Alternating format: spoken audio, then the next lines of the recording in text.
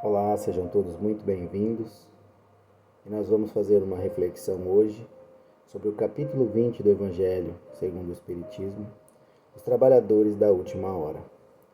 Na nossa última reflexão, nós podemos dar uma analisada na parábola dos trabalhadores da última hora, que se refere ao tempo em que cada um de nós é chamado à nossa tarefa pessoal dentro da encarnação.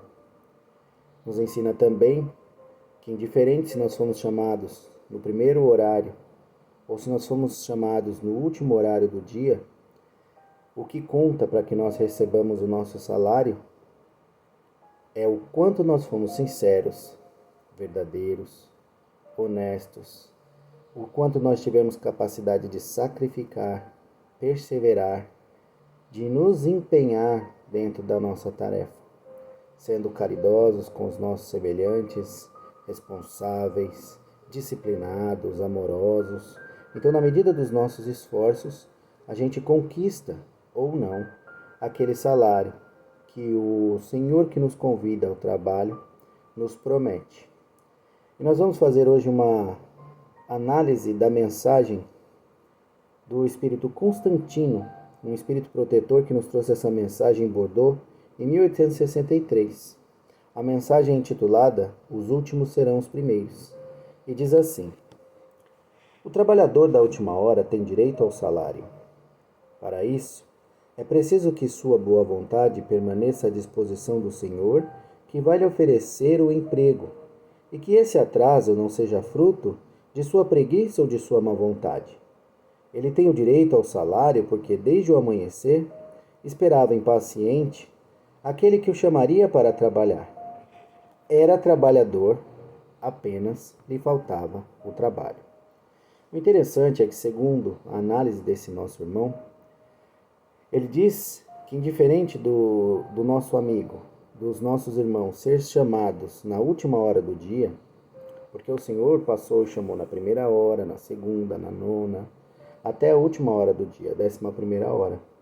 Então, indiferente dele ser chamado por último, ele se empenhou verdadeiramente para cumprir as suas tarefas naquela hora que ele prestou o seu trabalho.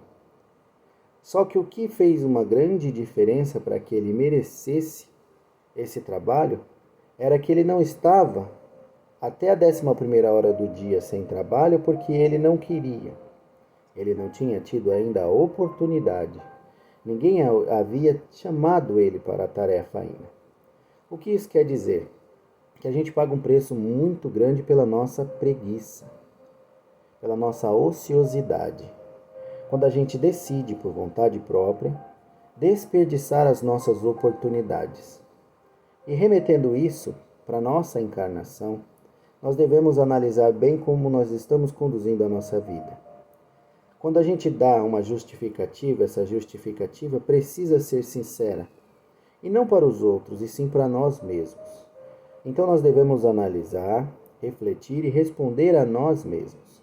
Como é que nós estamos usando este nosso tempo dentro da nossa encarnação? A gente está em ócio? A gente está em preguiça? Ou nós realmente acatamos o chamado para a nossa tarefa? Hoje nós sabemos que, diferente da idade, a gente pode prestar o nosso serviço aos nossos semelhantes através da prece, da oração, das nossas vibrações, né? Do desejo para o mundo à nossa volta, que as coisas se reformem, que as coisas se transformem, que as coisas sejam diferentes, né?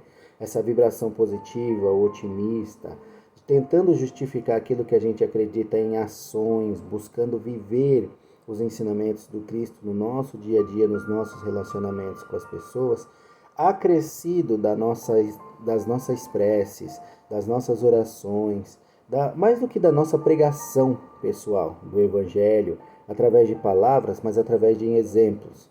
A gente contribui e trabalha a favor do Cristo, a gente está trabalhando na vinha, mas é preciso que a gente esteja realmente valorizando o nosso tempo. Se nós já fomos chamados, se nós já temos a consciência que fazemos parte deste todo, é importante e extremamente necessário que nós façamos do nosso tempo útil e não fiquemos em preguiça. Seguindo o nosso irmão, diz assim: porém, se ele tivesse recusado o trabalho a qualquer hora do dia e dissesse: tenho paciência, o repouso me faz bem. Quando chegar a última hora, será o momento de pensar no salário do dia. Que me importa trabalhar para um senhor que eu nem conheço mesmo, que eu nem estimo? Quanto mais tarde, melhor. Esses, meus amigos, não receberiam o salário do trabalhador, e sim o da preguiça. Lembram-se da parábola? O trabalhador que foi chamado na primeira hora do dia questiona o empregador. Por que você está dando para ele, que trabalhou apenas uma hora, a mesma coisa que você está me dando, sendo que eu trabalhei todas as horas do dia? E o empregador, o senhor da vinha, fala para ele assim: eu não combinei com você uma moeda? Eu estou te dando uma moeda. Eu não estou te dando justo? Eu não estou te dando o que a gente combinou? Só que o trabalhador da última hora recebe também esse mesmo salário. Porque segundo o julgamento do Senhor, ele se empenhou tanto naquela uma hora que ele foi merecedor do mesmo salário que ele tinha prometido àquele na primeira hora do dia.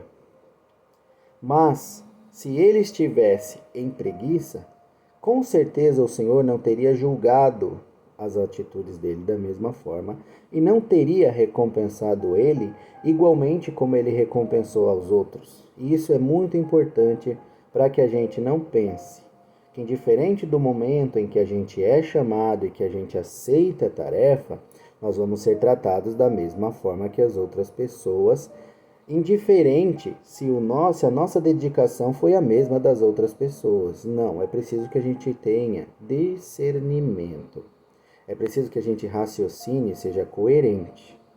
Se nós, criaturas inferiores, somos capazes de analisar com coerência, imagine o Pai que instituiu leis para serem extremamente justas no processo de organização, de condução, de elevação, de evolução das criaturas aqui na Terra. Então é primordial que a gente tenha bastante lucidez quanto a isso. E o que será daquele que, em vez de permanecer ocioso, empregar as horas destinadas ao trabalho para a prática da delinquência? Insultar Deus com palavras ultrajantes, derramar o sangue de seus irmãos, lançar a desarmonia entre as famílias, arruinar homens de boa fé, abusar da inocência, enfim, praticar todas as maldades humanas. O que será dele? Será suficiente dizer na última hora: Senhor, utilizei mal meu tempo. Não quer me empregar até o fim do dia para que eu faça pelo menos um pouco da minha tarefa e assim me pagar o salário do trabalhador de boa vontade? Não. O Senhor lhe dirá: não tenho nenhum trabalho para você no momento. Desperdiçou seu tempo, esqueceu o que havia aprendido e não sabe mais trabalhar na minha vinha. Você deve recomeçar a sua aprendizagem e, quando estiver mais disposto, venha me procurar e eu lhe abrirei meu vasto campo, onde poderá trabalhar a qualquer hora do dia. Essa analogia que o nosso irmão espiritual usa diz muito respeito à nossa encarnação. E é preciso que a gente desmistifique algumas coisas e seja realmente racional nas nossas análises. Porque muitos de nós, irmãos de fé, cristãos de outras religiões, acreditam que, indiferente do momento a que você é chamado, a partir do momento em que você aceita ou se converte, como dizem, os seus pecados estão todos anulados. E a gente vê aqui, na reflexão do nosso irmão espiritual, a gente tem aquelas pessoas que não quiseram trabalhar porque preferiram o ócio, a distração, as seduções do mundo material. Mas e o que dizer daqueles que, ao invés de trabalhar, ainda trouxeram prejuízo aos seus semelhantes, como nos exemplos que o nosso companheiro nos trouxe? Basta que ele chegue no último momento da vida, aceite a Jesus, ou seja, aceite os seus ensinamentos, aceite o seu jugo, as suas lições benditas, né? Se converta, se entregue a esta decisão desses ensinamentos e está tudo bem. O nosso irmão fala da nossa encarnação. A nossa encarnação é uma oportunidade bendita. Todos nós, quando viemos para cá, trouxemos traçados um planejamento espiritual. Só que aqui, segundo o nosso livre-arbítrio, a gente anda na direção dos nossos objetivos traçados no plano espiritual ou não. A gente se entrega às seduções materiais, a gente se entrega a todo tipo de perturbações, ou a gente se mantém nos caminhos que nós escolhemos, que nós traçamos. Isso é uma escolha pessoal, esse é o uso do nosso livre-arbítrio. Então nós temos o poder de ir na direção dos nossos objetivos ou nos afastar totalmente deles. E isso traz consequências. Segundo os Espíritos nos ensinam, no conhecimento trazido no Livro dos Espíritos, dentro da doutrina espírita, todas as nossas ações são tratadas com justiça. Se nós semeamos amor, se nós semeamos paz, o crescimento, o reerguimento dos nossos semelhantes, nós receberemos igualmente, proporcionalmente ao bem que nós fizemos. Agora, se nós semeamos todo tipo de dor, todo tipo de angústia, todo tipo de perturbação, todo tipo de injustiça, nós também deveremos nos reencontrar com todo esse mal que nós fizemos e nos ajustar à lei de Deus. O quê? Vivendo o mal que nós fizemos os nossos semelhantes sofrerem. Como é que nós apagamos o mal da nossa história, as nossas más ações, o prejuízo que nós trouxemos aos outros? Vivendo este mal, que é a expiação, passando por aquilo que nós fizemos os outros passarem, ou trabalhando tanto pelo bem dos nossos semelhantes, onde o amor que nós tivemos condição a dedicar aos nossos irmãos, teve condição de sanar, de quitar todos os débitos que nós construímos. Então a encarnação é uma oportunidade bendita, onde nós vamos colocar estes ensinamentos que nós tivemos no plano espiritual, muitas vezes aqui no plano material, como nós temos agora essa oportunidade, e vamos aqui em ação, resgatando os nossos débitos, ou pela expiação, ou pelo amor que a gente tem condição de semear no mundo. E assim, nós temos uma oportunidade abençoada de construir para o nosso bem, para a nossa paz, para a nossa felicidade, ou nos atrasar, nos mantendo em prejuízo para nós mesmos, ao passo que nós trazemos prejuízos ao nosso semelhante. Então, todo o mal que nós fazemos não é apagado no estalar de dedos. Nós temos muitas vezes, observando as pessoas, a encarnação toda para agir como nós quisermos. Muitas pessoas perguntam, mas foi uma vida inteira de maldade, esse cara não vai pagar por isso?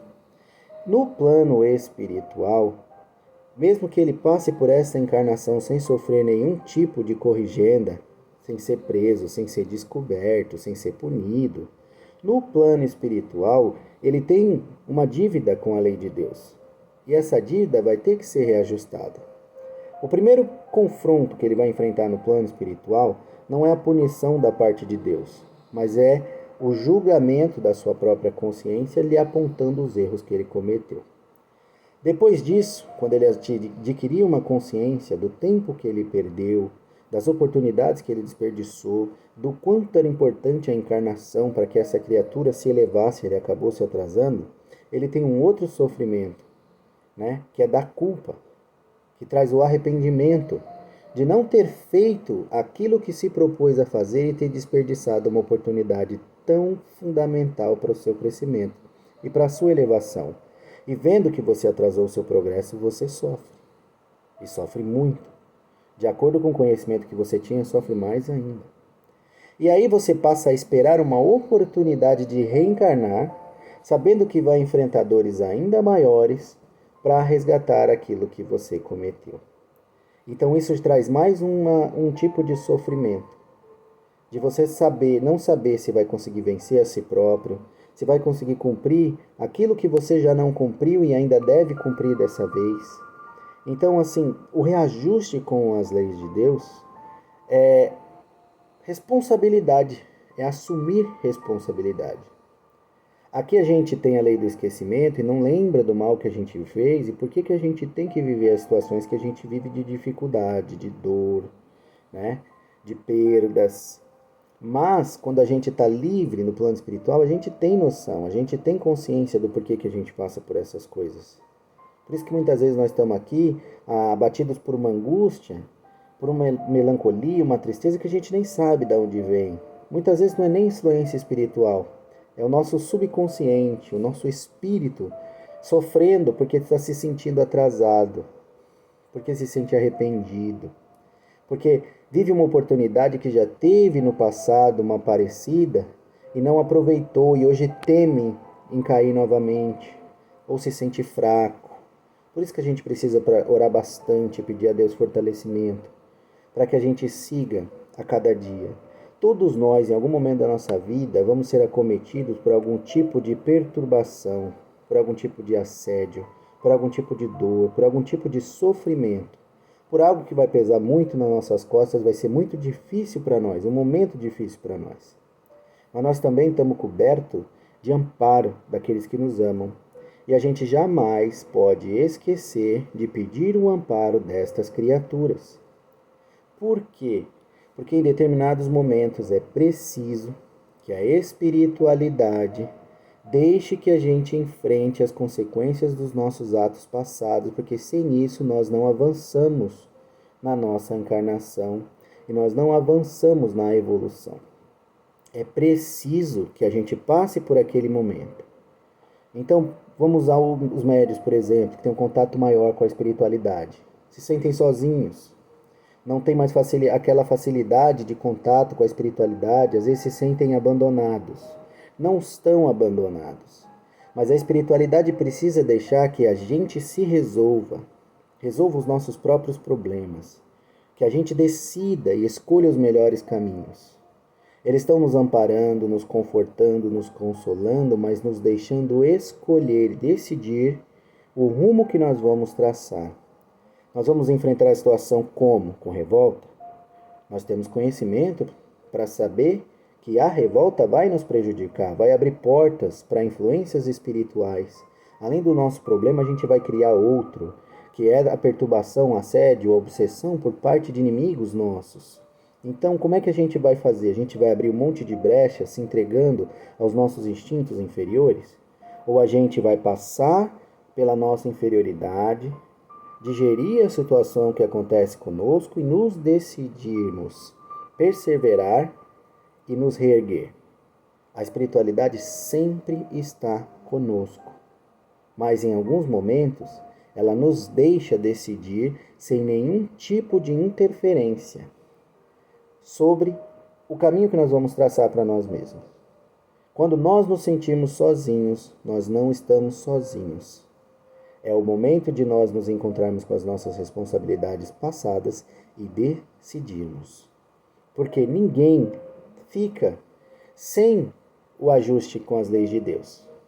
Se nós não queremos passar pelos sofrimentos da expiação, nós precisamos trabalhar com muito amor, com muita dedicação, com muito sacrifício do nosso tempo, com muito sacrifício dos nossos prazeres, com muito sacrifício, muitas vezes, da nossa saúde em favor do nosso semelhante. Para que a gente, de forma sincera, sempre, para que a gente consiga eliminar o mal que nós fizemos no passado através do amor. Caso contrário, todos nós necessitaremos de expiações, às vezes dolorosas, para o nosso crescimento. E é esta a razão, o ajuste com as leis de Deus. Então não há mal que vá passar despercebido pelo simples fato de eu dizer ou de eu aceitar os ensinamentos ou a grandeza do nosso Mestre amado Jesus. É preciso que eu trabalhe, mesmo na última hora do dia que eu fui chamado, que eu trabalhe para resgatar esse mal que eu fiz. Então, infelizmente, por ignorância, algumas pessoas ainda acham, que a partir do momento que se aceita e se converte, o mal que nós fizemos está apagado. Não.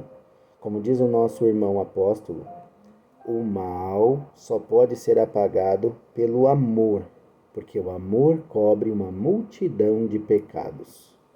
Apenas desta forma, a gente consegue atenuar o peso dos nossos sofrimentos, das dores, daquilo que nós criamos a tantas criaturas no passado.